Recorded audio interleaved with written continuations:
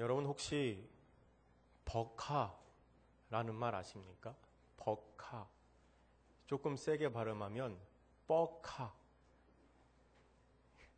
저도 사실 이 말이 익숙하지는 않은데요. 이 버카는 버스카드의 줄임말입니다. 버스카드. 예.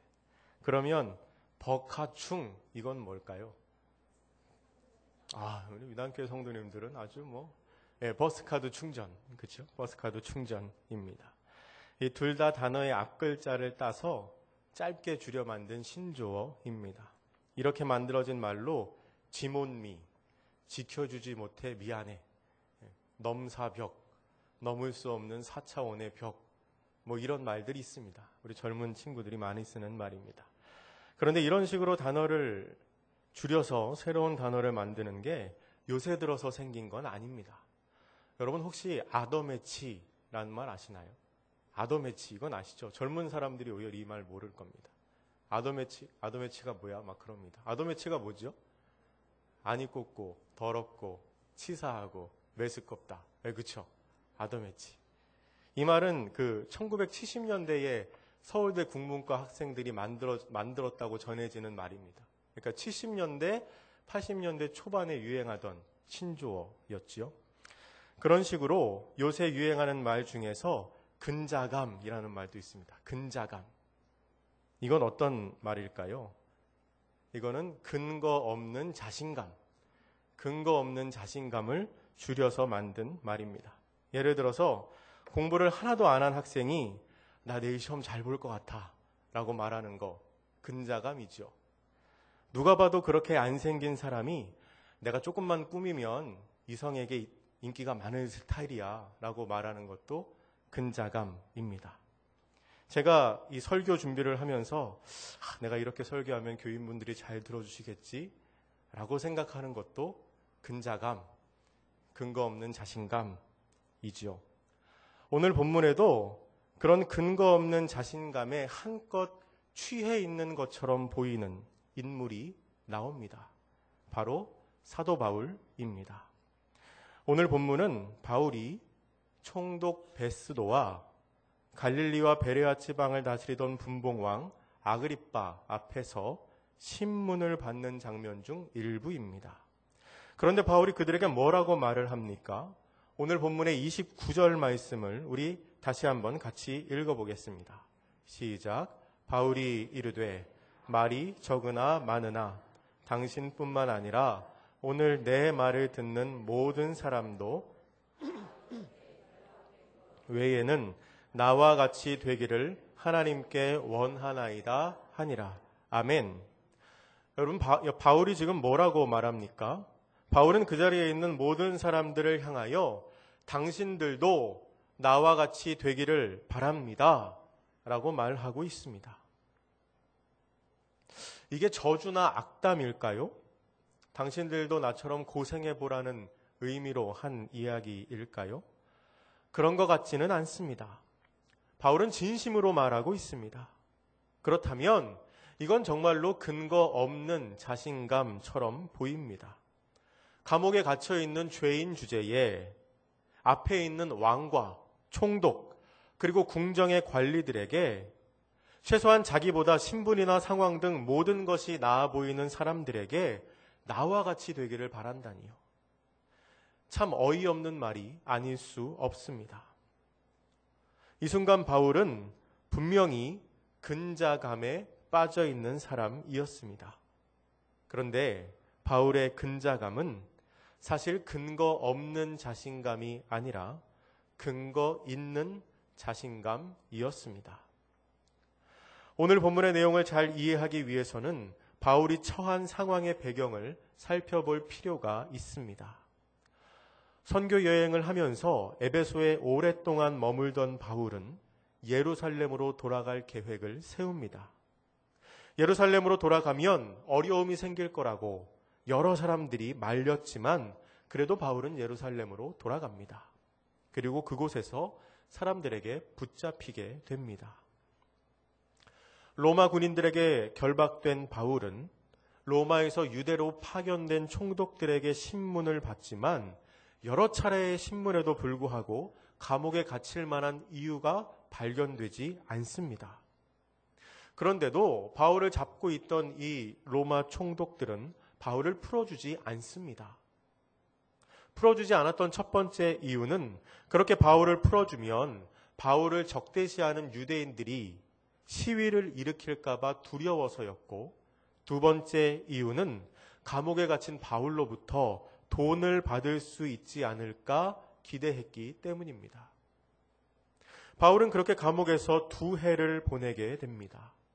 2년의 시간이 흐르고 새로 바뀐 총독이 부임하는데 그 사람이 오늘 본문에 나오는 베스도입니다. 새로 부임한 베스도는 바울을 다시 불러서 신문을 하고, 그때 마침 비슷한 시기에 분봉왕으로 새로 부임한 아그리빠가 이 총독 베스도에게 인사를 하러 왔다가 같이 바울을 만나게 됩니다. 이 아그리빠는 헤롯 왕의 후손이었습니다. 유대인의 피가 흐르고 있었던 사람이지요. 바울은 유대인의 혈통을 가진 아그리빠 앞에서 이전에 자기가 이야기했던 것보다 더욱 자세하고 강한 어조로 자기가 겪은 예수님에 관해서 변론합니다. 그 바울의 변론 바로 뒤에 이어지는 것이 오늘 우리가 함께 읽은 본문입니다. 오늘 본문에서 바울은 자신을 향하여 미쳤다고 말하는 베스도를 향해 자기가 말하는 것이 진리라고, 이것이 진짜라고 강하게 이야기합니다. 그리고 오히려 베스도와 아그리빠에게 복음을 전하지요. 바울이 얼마나 확신에 차서 이야기를 했던지 그 말을 듣던 베스도와 아그리빠는 오히려 당황해서 서둘러 자리를 떠납니다. 객관적으로 보았을 때 바울은 스스로의 모습에 자신감을 가질 만한 상황이 아니었습니다. 말씀드린 것처럼 지금 바울의 앞에 있는 사람들은 신분이나 처한 상황에서 바울보다 훨씬 나은 사람들이었습니다. 그렇다면 바울이 도대체 뭘 믿고 그 사람들에게 당신들도 나처럼 되기를 바랍니다 라고 말한 걸까요? 그가 그렇게 자신감을 가질 수 있었던 이유가 무엇일까요? 우리는 바울의 이러한 자신감의 근거를 바울이 베스도에게 했던 변론에서 찾을 수 있습니다. 바울의 자신감의 첫 번째 근거는 그가 예수님을 만났다는 사실입니다. 또한 예수님께서는 바울을 만나 주셨을 뿐만 아니라 그를 자신의 종으로, 증인으로 삼아 주셨습니다. 조금 길긴 하지만 우리가 사도행전 26장 12절에서 18절까지 말씀을 함께 보시겠습니다. 오늘 본문의 위쪽에 나오는 본문입니다. 성경을 보셔도 되고 앞에 화면을 보셔도 되겠습니다. 같이 읽어보겠습니다. 그 일로 대제사장들의 권한과 위임을 받고 다메섹으로 갔나이다. 왕이여, 정오가 되어 길에서 보니 하늘로부터 해보다 더 밝은 빛이 나와 내 동행들을 둘러 비추는지라. 우리가 다 땅에 엎드러짐에 내가 소리를 들으니 히브리 말로 이르되 사울아 사울아 내가 어찌하여 나를 박해하느냐.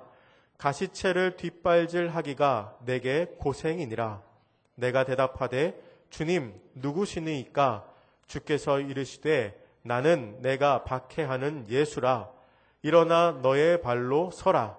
내가 내게 나타난 것은 곧 내가 나를 본 일과 장차 내가 내게 나타날 일에 너로 종과 증인을 삼으려 함이니 이스라엘과 이방인들에게서 내가 너를 구원하여 그들에게 보내어 그 눈을 뜨게 하여 어둠에서 빛으로 사탄의 권세에서 하나님께로 돌아오게 하고 죄 사함과 나를 믿어 거룩하게 된 무리 가운데서 기업을 얻게 하리라 하더이다.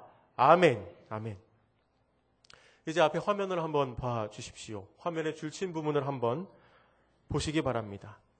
우리가 지금 읽은 이 본문에서 바울은 예수님을 만났다고 고백합니다. 큰 빛이 나타나 네가 어찌하여 나를 박해하느냐? 라고 묻기에 누구십니까? 라고 되물었더니 나는 내가 박해하는 예수다 라고 주님께서 말씀하셨다는 것입니다. 예수님께서 바울을 만나주셨습니다.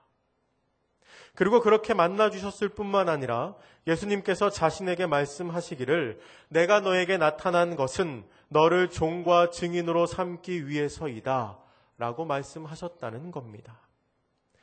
예수 믿는 사람들을 핍박하던 바울이 예수 믿는 사람들을 잡으러 가던 그 길에서 예수님을 만난 것만 해도 참 큰 사건인데 예수님은 그 바울을 향하여 내가 너를 나의 종과 증인으로 삼겠다 라고 말씀하셨습니다. 참으로 극적인 부르심이지요. 그리고 그 후에 바울의 삶은 완전히 달라집니다. 그저 예수님을 믿게 된 정도가 아니라 정말로 예수님께서 이방인을 위해 세우신 종이자 증인의 역할을 아주 성실히 감당하게 됩니다.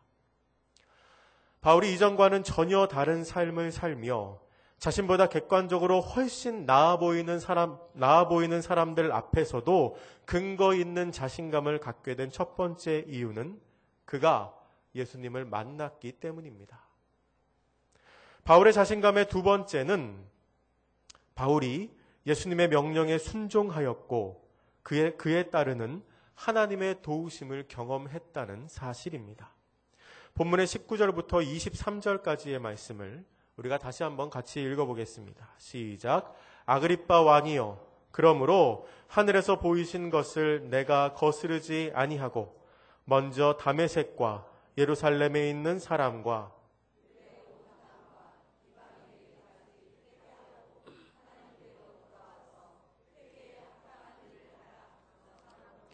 유대인들이 성전에서 나를 잡아 죽이고자 하였으나 하나님의 도우심을 받아 내가 오늘까지 서서 높고 낮은 사람 앞에서 증언하는 것은 선지자들과 모세가 반드시 되리라고 말한 것밖에 없으니 곧 그리스도가 고난을 받으실 것과 죽은 자 가운데서 먼저 다시 살아나사 빛을 전하시리이다 함이니이다 하니라. 아멘. 다시 한번 화면을 봐주시지요.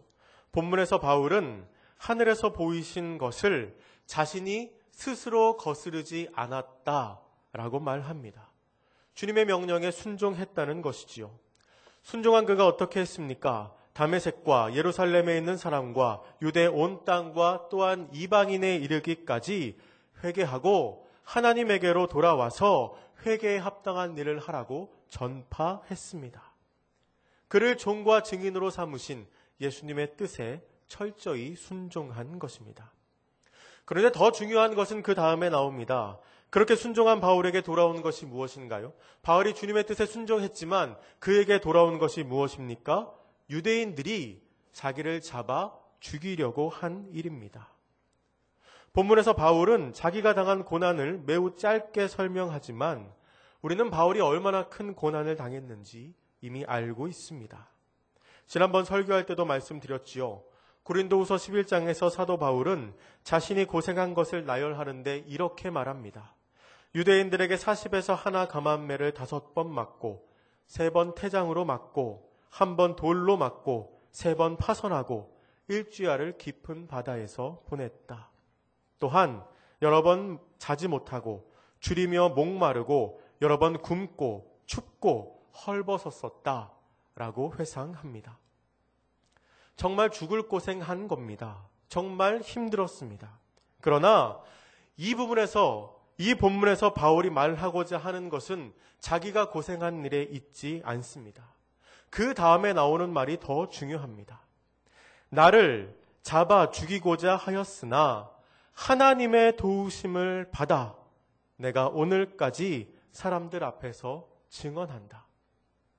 내가 여러 번 죽을 뻔했지만 하나님의 도우심을 받아 내가 오늘까지 사람들 앞에서 증언한다. 이게 핵심입니다. 여러분, 이게 얼마나 놀라운 간증입니까? 내가 그렇게 많이 고생하고 죽을 뻔한 적도 여러 번이지만 하나님의 도우심으로 지금까지 살아서 내가 지금 당신들에게도 이렇게 복음을 전하고 있다는 겁니다. 이 말은 비록 문장 하나에 그치지만 그 안에는 감히 우리가 상상도 하지 못할 바울이 직접 체험한 은혜가 숨어 있습니다. 그리고 바로 그 체험이 바울 스스로가 말하는 이 자신감의 근거가 되었습니다. 바울은 예수님을 만났습니다. 그리고 그 예수님의 명령에 순종했습니다. 비록 그 순종으로 인해서 수없이 죽을 위기를 넘겼지만 그때마다 하나님의 도우심으로 다시 살아나고 새 힘을 얻는 경험을 했습니다. 그 경험을 통해 바울은 이전까지 자신이 중요하다고 생각했던 모든 것을 배설물이라고 말할 정도로 무엇과도 바꿀 수 없는 기쁨과 은혜를 경험했고 또한 그것을 많은 사람들에게 고백했습니다. 바울의 자신감은 근거가 없는 것이 아니라 자신의 체험에서 나온 것이었습니다. 그것은 명령에 순종했을 때 자신을 이끄시는 하나님의 은혜를 경험함으로써 나오는 자신감이었습니다. 근거 없는 자신감이나 괜한 허세가 아니라 은혜를 아는 사람만이 드러낼 수 있는 근거 있는 자신감이었습니다. 그런 자신감을 가진 사람에게는 돈이나 명예, 권력이 자기 삶의 우선순위가 되지 않습니다. 바울이 말한 나와 같이 되기를 원하노나 라는 말은 헛된 말이 아니었습니다. 바울의 진심이었고 또한 간절한 권면이었습니다. 바울은 하나님께로부터 받은 은혜가 너무 커서 다른 사람들도 자신이 받은 이 은혜를 알기를 원했습니다. 지금 내가 알고 있는, 내가 경험한 이 세상이 중요하다고 말하는 그것들을 다 뒤로 할 수 있을 정도의 소중한 가치를 내 앞에 있는 그 사람들도 진심으로 알기를 원했다는 것입니다. 그렇다면 여러분, 그 소중한 가치를 아는 은혜는 성경에 나오는 사도 바울에게만 주어진 것일까요? 아니요. 그렇지 않습니다. 그렇지 않습니다. 여러분, 하나님이 저를 참 많이 사랑하시나 봅니다.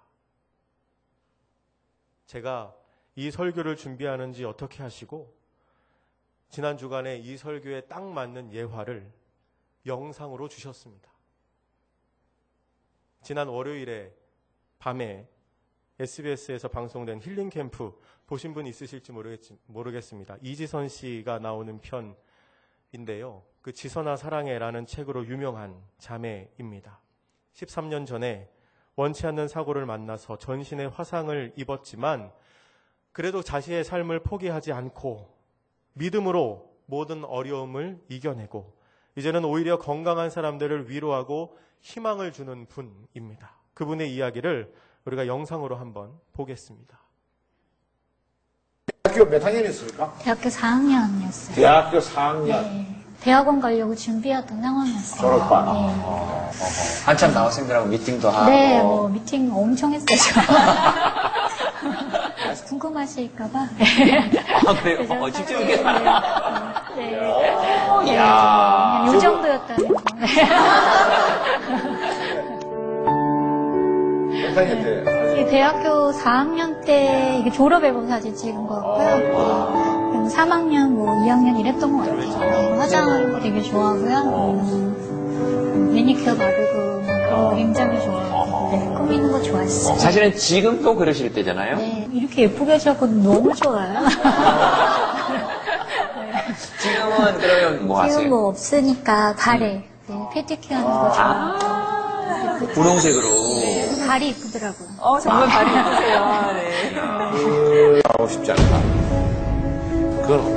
그건 왜 그렇게 말씀하시는 겁니까? 라디오 인터뷰 중에 그렇게 질문을 하셨어요. 네네. 처음 받아보는 질문이었고 그걸 듣는 순간 제 대답이 바보같이 들리시겠지만 돌아오고 싶지 않습니다 그랬어요. 네.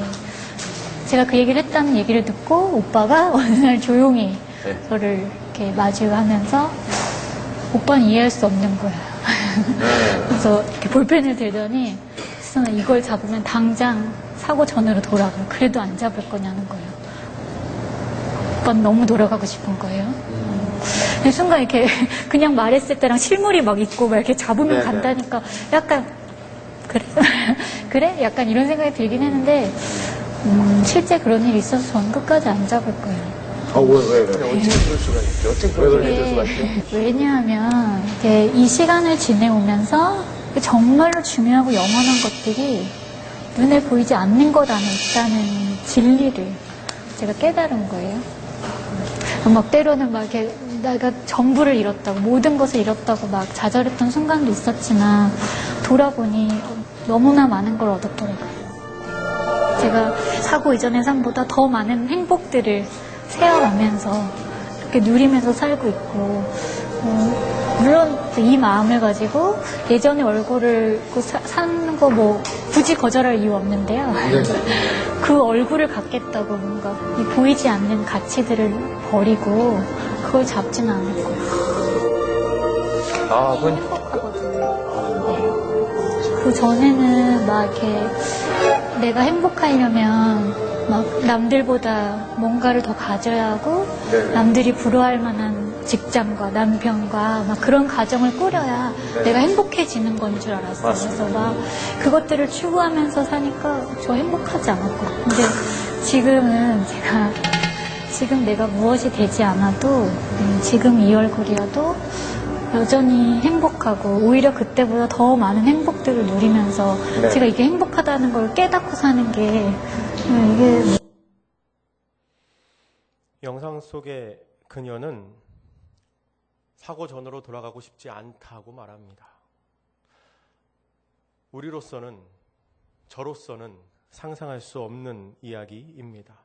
같이 사고를 당한 그녀의 오빠도 이해하지 못한 일입니다. 그녀가 대체 무엇을 체험했기에 그렇게 말할 수 있을까요? 그녀는 말합니다. 예전의 얼굴을 갖겠다고 그동안 얻은 것들을 포기하지는 않을 겁니다. 지금 이 얼굴이어도 여전히 행복합니다. 정말 중요하고 영원한 건 눈에 보이지 않는다는 것을 깨달았기 때문입니다. 여러분, 이지선 자매의 이 말 뒤에 여러분도 저와 같이 되기를 원합니다. 라는 말을 붙여본다면 좀 억지스러운가요? 그녀의 고백이 사도 바울의 고백과 똑같지 않습니까? 그녀와 비슷한 고백을 한 사람이 또 있습니다. 뇌성마비 장애인인 송명희 시인입니다. 누가 보아도 몸이 불편한 송명희 시인은 나라는 시를 통해서 이렇게 고백합니다. 나 가진 재물 없으나, 나 남이 가진 지식 없으나, 나 남에게 있는 건강 있지 않으나, 나 남이 없는 것 있으니, 나 남이 못 본 것을 보았고, 나 남이 듣지 못한 음성 들었고, 나 남이 받지 못한 사랑 받았고, 나 남이 모르는 것 깨달았네. 공평하신 하나님이 나 남이 가진 것 나 없지만 공평하신 하나님이 나 남이 없는 것 갖게 하셨네. 여러분, 우리 이 시에 곡을 붙여서 이 시간 한번 찬양해 보겠습니다.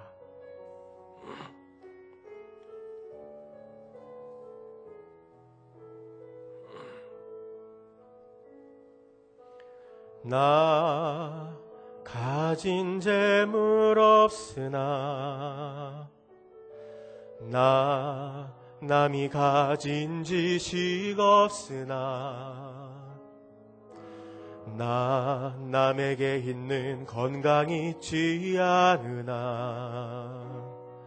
나 남이 없는 것 있으니, 나 가진 재물 없으나, 나 가진 재물 없으나,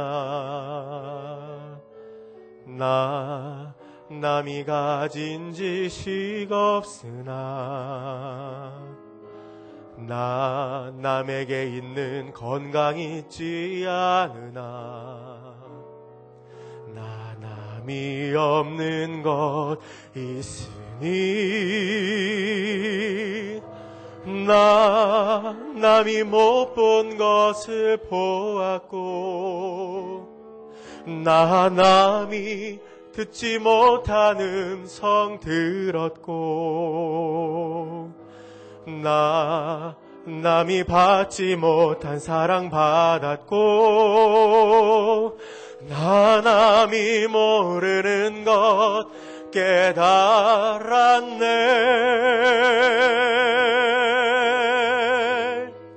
공평하신 하나님이 나 남이 가진 건 나 없지만 공평하신 하나님이 나 남이 없는 것 갖게 하셨네. 공평하신 하나님이 공평하신 하나님이 나 남이 가진 건 나 없지만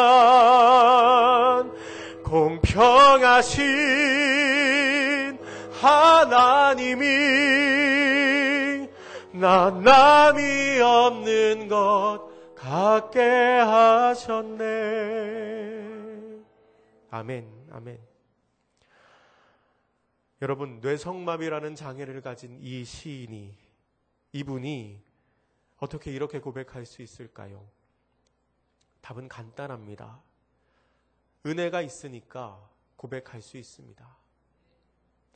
송명희 시인은 간증하기를 하나님이 말씀해 주시는 대로 이 시를 받아 적다가 공평하신 하나님 부분이 나왔을 때 자기는 그렇게 쓸 수 없다고, 하나님이 뭐가 공평하시냐고 반항하면서 가사를 받아쓰기를 거부했다고 합니다. 그러다가 다시 하나님의 강권하심으로 결국 공평하신 하나님이 라는 식구를 적는데 어렵게 그 시를 적고 나서 오히려 자기에게 임하는, 다른 사람은 알 수 없는 큰 은혜를 경험했다고 고백합니다. 그런데 여러분, 이러한 체험과 깨달음과 기쁨은 멀리 있는 이야기가 아닙니다. 지난 수요일 저녁에 제가 인도하는 성경 공부반에서 신앙생활 때문에 겪어야 했던 까닭 없는 고난, 멸시 혹은 어려움에 대해서 이야기를 나누는데 어떤 권사님이 이런 얘기를 하셨습니다. 본인에게 형제가 여럿 있는데 그 중에는 믿는 형제도 있고 안 믿는 형제도 있다고 합니다. 그런데 참으로 공교롭게도 이 믿는 형제들은 살림살이가 그냥 그렇고 안 믿는 형제들은 경제적으로 넉넉하게 참 잘 산다고 그렇게 이야기를 하셨습니다. 그러면서 가끔 안 믿는 동생이랑 전화하면 아니 예수 잘 믿는 사람이 왜 그렇게 살아? 그렇게 말할 때도 있고, 가끔 피곤하거나 아픈 목소리로 전화를 받으면 아니 예수 잘 믿는 사람이 감기는 왜 걸려? 라고 말할 때도 있답니다. 그 말 듣기가 참 우리말로 좀 거시기하다고 그렇게 얘기하셨습니다. 그래도 그런 말 들을 때는 서운하지만 전화를 끊고 나서는 항상 그래도 내가 더 행복할 걸 하고 생각한다고 그 권사님이 말씀하셨습니다. 눈에 보이는 물질의 넉넉함 때문이 아니라 신앙생활을 통해 얻는 기쁨이 그분에게 있는 것입니다. 이지선 자매도 송명희 시인도 그리고 그 권사님도 사도 바울이 경험했던 그 은혜, 세상 무엇과도 바꿀 수 없는 소중한 가치를 아는 은혜를 체험한 사람들입니다. 사랑하는 성도 여러분, 우리도 그런 사람 되기를 바랍니다. 여러분에게도 이 세상이 중요하다고 말하는 것들을 다 뒤로 할 수 있을 정도의 소중한 가치를 깨닫는 은혜와 축복이, 그 체험이 함께 하시기를 주님의 이름으로 축복합니다. 그리고 그 은혜를 바울처럼 당신도 나와 같이 되기를 원합니다 라는 담대한 말로 전하실 수 있기를 바랍니다. 그러기 위해서는 우리가 먼저 우리의 구원자 되시는 그리스도 예수를 만나야 합니다. 그리고 그 명령에 순종하고 그에 따른 하나님의 도우심을 경험해야 합니다. 그 만남과 순종과 도우심의 경험이 여러분의 신앙생활에 자신감으로 돌아올 것입니다. 거짓말로 혹은 남들에게 들은 말로, 목사님께 들은 말로 하나님의 능력을 말하는 사람들이 아니라 경험과 체험이 바탕이 된 삶의 고백으로 하나님의 능력을 이 세상에서 담대히 드러내는 저와 여러분이 되시기를 주님의 이름으로 축복합니다. 기도하겠습니다. 사랑의 하나님, 저희들도 눈에 보이는 물질의 넉넉함 때문이 아니라 신앙생활을 통해 얻는 기쁨으로 충만한 삶을 살기를 원합니다. 사도 바울이 그랬던 것처럼 당신도 나와 같이 되기를 원합니다 라는 담대한 믿음의 고백을 부끄러움 없이 선포할 수 있는 사람들이 되기를 바랍니다. 저희를 만나주시고 순종함으로 하나님의 도우심을 경험하게 하셔서 세상을 부러워하지 않는 자신감을 가진 신앙인이 되게 하옵소서. 감사드리며 예수님의 이름으로 기도드립니다. 아멘.